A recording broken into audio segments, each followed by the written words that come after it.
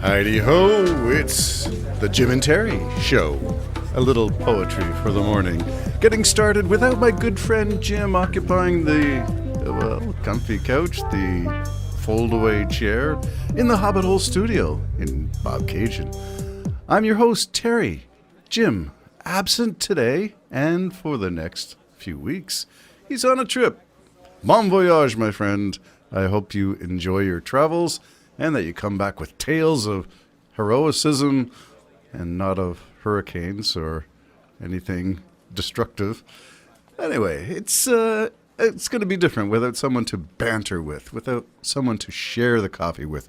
I do have my coffee, fresh roast, fresh ground, and there you go, my first slurp of the morning. I was going to leave a few days maybe without trying to put a podcast together, but things were happening this week that I thought were noteworthy and worth not letting time go by concerning. And the first one, and talk about jumping right into it, is it some ways a theological issue? In some ways, is it a social issue? In some ways, is it a political issue? Maybe it's all of the above. What's your take on it? Have you heard? The March for Children. Demonstrations yesterday all across Canada. I'm not sure that it was in every province, but I suspect so. Were there a million? I'm not sure that there were a million. I tuned into a few just to see for myself through camera presentations, pictures, photographs. I listened to a few speeches of representatives on both sides. Yes, there was a significant counter protest to the MillionMarch4Kids. So what is this all about? Where does it all start and how did it all get going? And can we pull all the strands apart and just look at it and see, does this all make sense? What is it and what's your take on it? Sort of like, do you remember CBC had a program called Cross Country Checkup? Well, that's what this sort of would, might like to see that kind of thing on this issue. Cross-country checkup. Let's see how it is across the country. And if we parsed it in terms of politics, you could sort of see where different provinces may stand and where you'd find more protest or less protest. So let's start with that. It seems to be, judging by photograph evidence, judging by videos and speeches, the content, language, tone, volume, rhetoric, jargon, especially, that this seems to be divided into a progressive versus regressive, liberal versus conservative, maybe NDP, liberal, green versus conservative kind of issue. So what's the dividing line? Why is it stacked up that way? Well, conservatism is status quo at best, and roll back the clock to Leave It to Beaver in 1950s, a black and white world, and that includes where laws and rules are black and white, where values are literally black doesn't mix with white. So there's all these elements in this thing, but the fundamental issue here is something called SOGI, SOGI. What does that stand for? Sexual orientation. And, what's the G? Gender identity. SOGI. And you are either for or opposed to SOGI. So you are anti-SOGI. If you want to keep control of your kids, that would be one way of phrasing the language. Parents do not want to participate in this SOGI studies because, though it is not a specific course, it is more like being woke. And maybe I'll throw my understanding of it into that language. Woke. Is it part of the culture wars, this thing that's going on in Canada? And is the influence American republicanism, American conservatism, influencing and impacting the social and political scene here in Canada? I don't know the answer to that for certain, but I can tell you it is going to be a values issue that's going to divide people. So I'm going to link it into woke. Woke. What does that word even mean? Nobody seems to know. I've suggested my own definition, which is anything that helps more people than hurts people. is woke. Anything that helps to expand rights as opposed to take people's rights away is what I would call woke. It's just being aware of social injustice and trying to create policies and awareness that promotes wellness in more people than not. And in this case, SOGI means in the area of sexual orientation and gender identification. So it's part of the 2S LGBTQIA plus initiative produced by or initiated by some organization in Vancouver called ARC. ARC, I think, simply means on one level, let's see if I can find it. I think it just means awareness, the ARC Foundation. So let me see.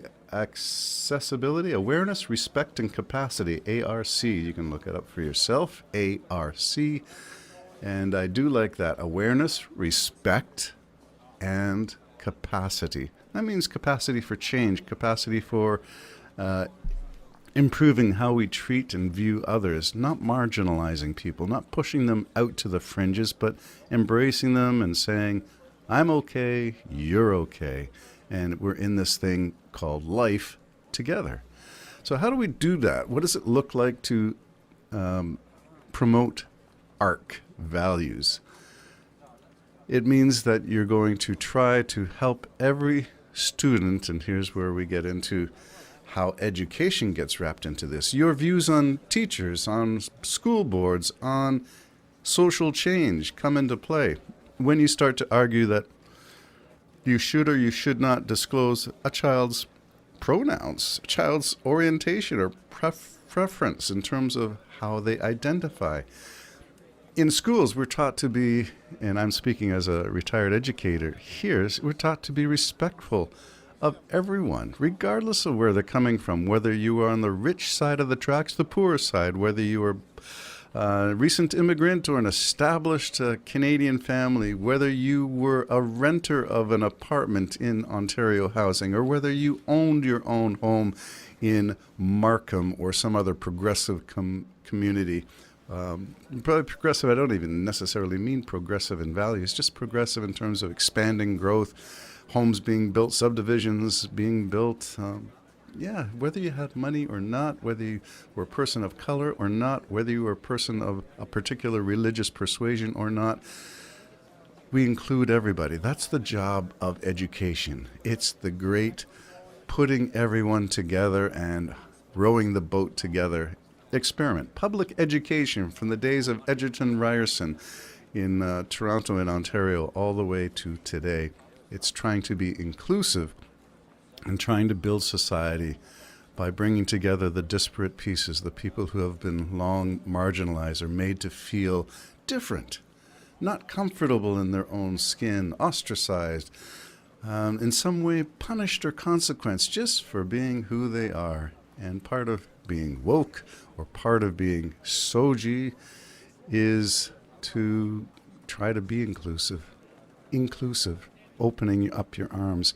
And I think in terms of religious identification, you're going to find conservative religious, like the white nationalists in southern United States, the old Bible Belt, where your dyed-in-the-wool preachers are coming from that support Donald Trump, even though he is, the worst president and a liar in chief. I can't believe that there are still people who would vote for the guy, but there are, and they are in religious institutions in the southern United States, particularly Midwest United States.